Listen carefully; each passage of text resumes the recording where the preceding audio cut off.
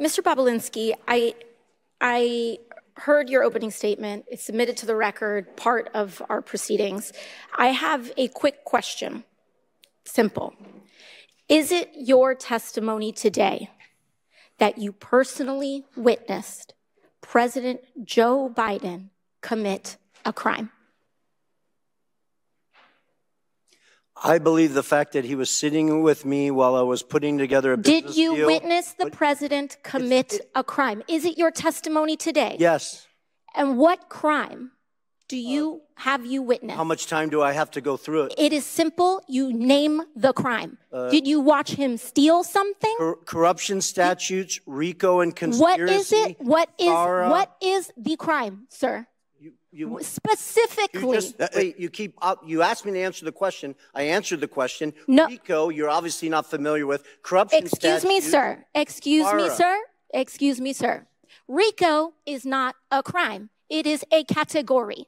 What is the crime? It's a category of crimes that you're then charged You have charges. A long 100 You have charges.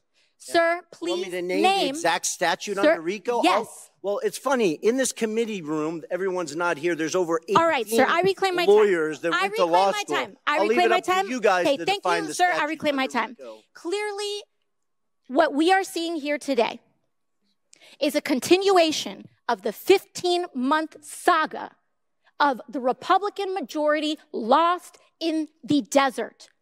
Impeachment 101.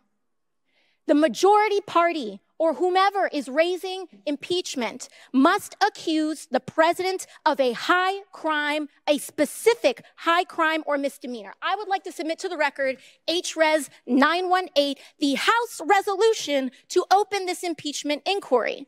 Without objection to order. This resolution does not outline a high crime or misdemeanor. It's not here. Now, when we compare the chairman's opening from his previous opening, he's talking about Ukraine and Burisma and all of this. This entire inquiry is based on a blockbuster piece of information that was in a classified SCIF room. And inside that room was a document alleging President Biden directly of a $10 million bribery scheme, a $10 million bribery scheme, extremely serious. What happened?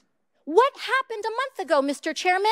That document, the FBI arrested the person who offered those allegations for falsifying his testimony to the FBI. This entire impeachment inquiry is based on an actual, provable individual who has lied. Now, responsible leadership would withdraw an inquiry based on that. Withdraw it. Instead, what we are seeing is that this committee was warned about the falsehoods of these allegations long before that, warned by Trump's Secretary of State, Mike Pompeo, and yet they proceeded anyway. The chairman proceeded anyway.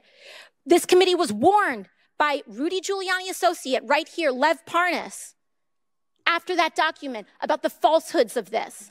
Then held hearings where your own expert witnesses said that there was no grounds for impeachment, and you proceeded anyway. And finally, as if none of this was enough, the FBI arrested the individual who was the source of the entire, to quote the chairman, heart of the matter, to launch this impeachment inquiry, and proceeded anyway.